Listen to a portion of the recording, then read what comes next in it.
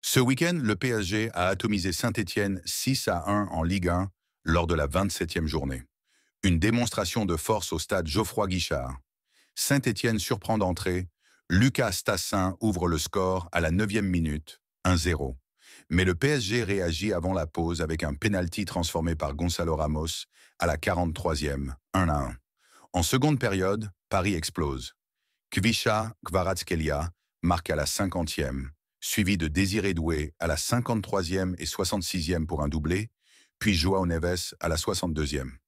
Le jeune Ibrahim Mbaye, 17 ans, clôt le festival à la 90e, 6-1. Saint-Étienne n'a rien pu faire face à cette machine parisienne. Paris a été impitoyable. 52% de possession, 7 tirs cadrés, 6 buts. Doué, 19 ans, a brillé avec son doublé et Mbaye a marqué son premier but en Ligue 1.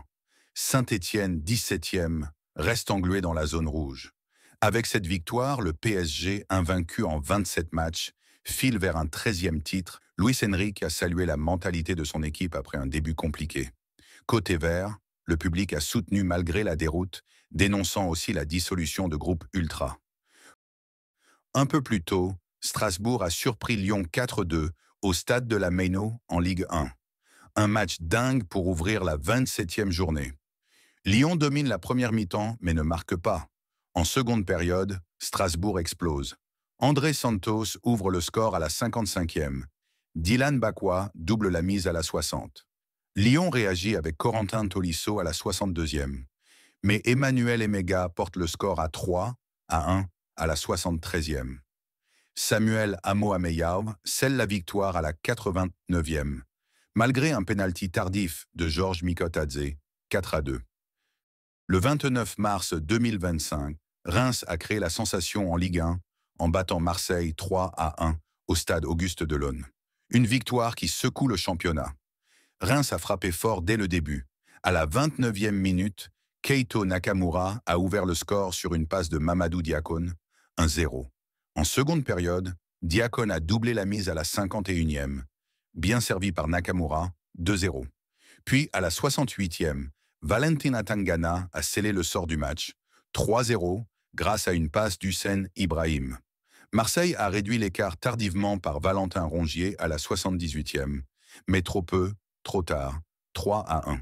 Reims, ultra efficace, met fin à 15 matchs sans victoire, tandis que l'OM encaisse un 3e revers consécutif. Comment expliquer ce résultat? Reims a été clinique, 5 tirs cadrés, 3 buts. Nakamura et Diakone ont brillé en attaque, et la défense, menée par Joseph Okumu, a muselé les assauts marseillais. Marseille, malgré 80% de possession, a manqué de réalisme avec seulement 3 tirs cadrés sur 13 tentatives. Ce revers menace leur 2e place, tandis que Reims, 15e, respire enfin et relance sa saison. Un tournant inattendu. Ce week-end, le Stade Rennais a signé une victoire éclatante, 3-0 face à Angers en Ligue 1. Sous la houlette d'Habib Beye, les Rouges et Noirs ont envoyé un message fort. Le match a débuté sur les chapeaux de roue au stade Raymond Kopa.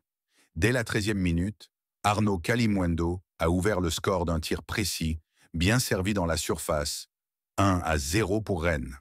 Angers a tenté de réagir, mais la défense bretonne, solide, a tenu bon.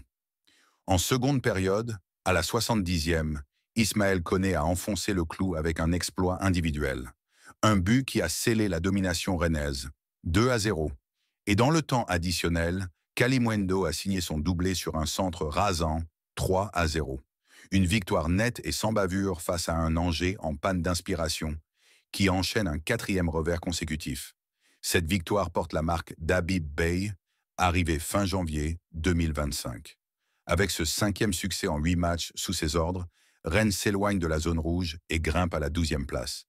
Après le match, Beye a insisté sur l'exigence. « Je ne lâcherai pas, on doit viser les 21 points sur les 7 derniers matchs. » Un discours de leader qui motive ses joueurs avec un Kalimuendo en feu, 2 buts et une passe décisive, et un Koné décisif dès son entrée.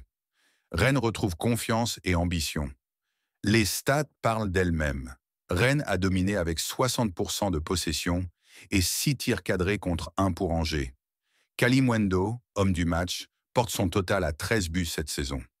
Angers, 14e, n'a jamais trouvé la faille face à une équipe bretonne presque parfaite.